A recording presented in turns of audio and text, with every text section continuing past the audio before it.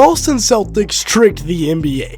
This was not supposed to be a team that is winning games. Instead, they're 3 games above 500 and in the 8th seed right now in the Eastern Conference. Just a couple of games out of 4th and 3 games out of 2nd. And if they continue to play at this high of a level, then Jason Tatum will be back probably around March. And then, with how weak the East is, no telling how far they can go in the playoffs. But how are they doing it is the question. Well, the short answer is Jaylen Brown. The long answer is Joe Mazzulla is doing a heck of a job. But JB last night went off for 42 points.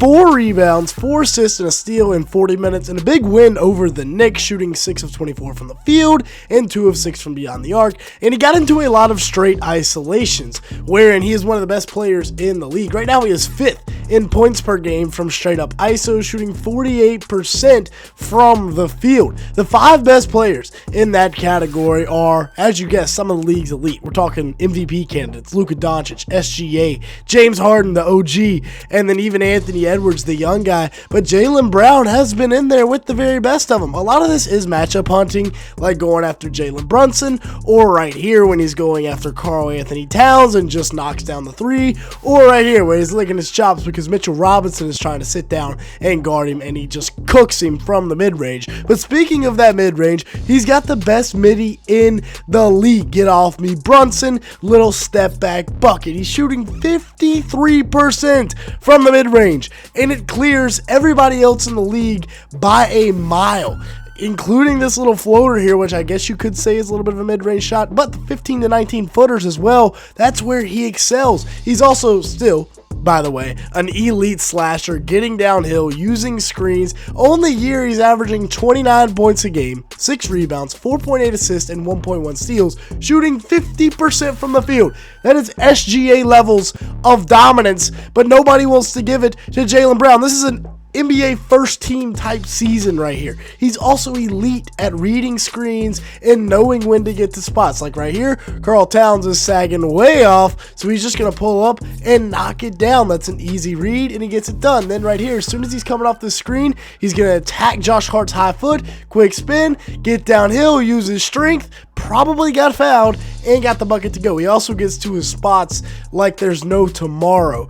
Out here in transition, posting up Kolek early, and then just getting the contact and finishing. He also averages 4.8 assists per game, attracting literally the entire defense. Beautiful hesitation as well over Jalen Brunson. Simon says jump, and then he's got all 5 of them staring at him, kicks it to Josh Minot, who knocks down the 3 ball. Now, Derrick White has also been playing some very good basketball as of late. Against the Knicks last night, he had 22 points, 5 assists, 2 rebounds, and 2 stocks in 35 minutes, while shooting 8 of 16 from the field, and he was 4 of 12 from beyond the arc. And he's adapting to this new role that the Celtics offense has him in, where he's operating out of the pick and roll. He's the primary initiator. Last year, his usage was 22% out of the pick and roll. This year, it's up to 32%, and that's a huge key to that shooting slump that he's been going through. He's averaging 16, 5, and 4 with 3 stocks per game, but he's only shooting 37% from the field and 31% from 3,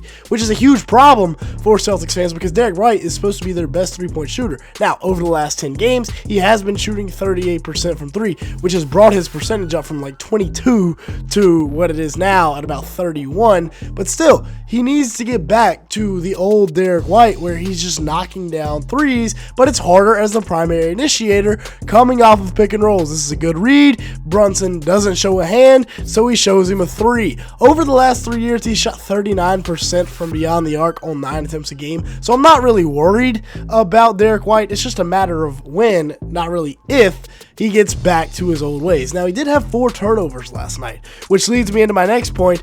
The Celtics are the best team at taking care of the ball in the league. They average the fewest turnovers per game out of any team in the NBA. Peyton Pritchard is a huge part of this. He's also adapting to his new role where he is the primary initiator out of pick and rolls. As you can see, his pick and roll usage going way up from 17% to 25%, and just his usage rate overall, he's the fifth or the third option this year instead of like the sixth.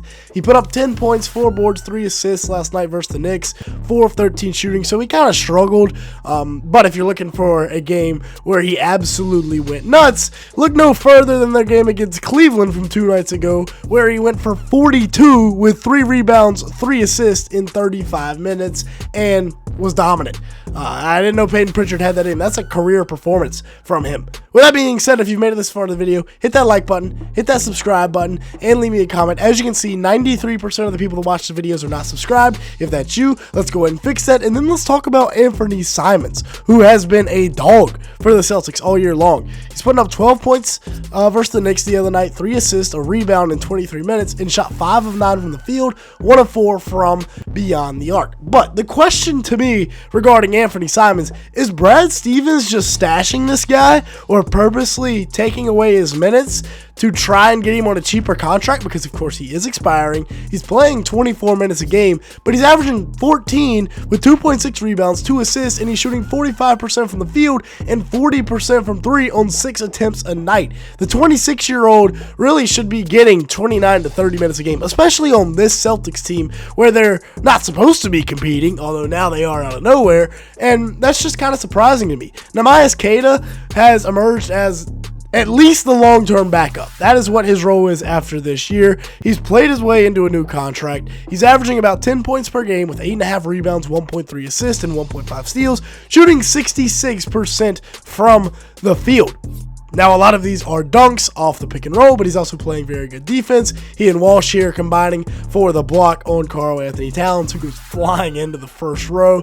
Per 36, he's averaging 15 and 13 with 2 blocks. It's a big-time year for Neemias Queta, as it is for a bunch of guys on this Celtics team. Jordan Walsh finally coming into his own, the second-round pick from a few years ago. And it's not just Walsh. Josh Minott, Hugo Gonzalez, the rookie, and even Baylor Shireman have all had big-time performances this year for the Celtics. Look at Walsh right here. And this is a big play all around from Walsh. First, he's the short roll, makes the right read, finds Minott. That's perfect. Then, he's going to fight on the offensive glass, finds he's got a mismatch, and gets the putback layup to go. He was active all night long on that glass, and he's just a winning type of player. He's averaging 5.5 points, 4.5 rebounds, 1.1 assists, and a steal in 20 minutes a game, shooting 51% from the field and 37% from 3 on 1.5 attempts per game.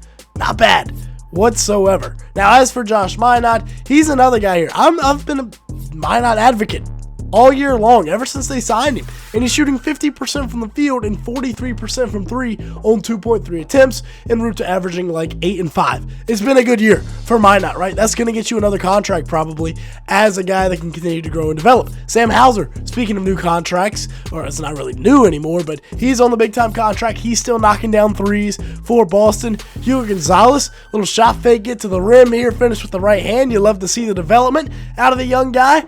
And right now with the Celtics sitting 12-9 and 8 in the East, like I said, 3 games out of second, then you watch out, because Tatum is going to be back before long. He's going to join a team that has the 4th best offensive rating in the league. They're allowing the 3rd fewest points per night. Now, their defensive rating is not where it was, but with Tatum back by March, they're currently playing at the 30th fastest pace. Yeah, dead last. Maybe that pace increases, maybe that defense gets better, and maybe this team makes a run with their best player back. With that being said, that's going to be it for today's video. Thanks so much for watching. Make sure to like button, leave me a comment down below, and hit that subscribe button. And with all that being said, thanks so much for watching today's video.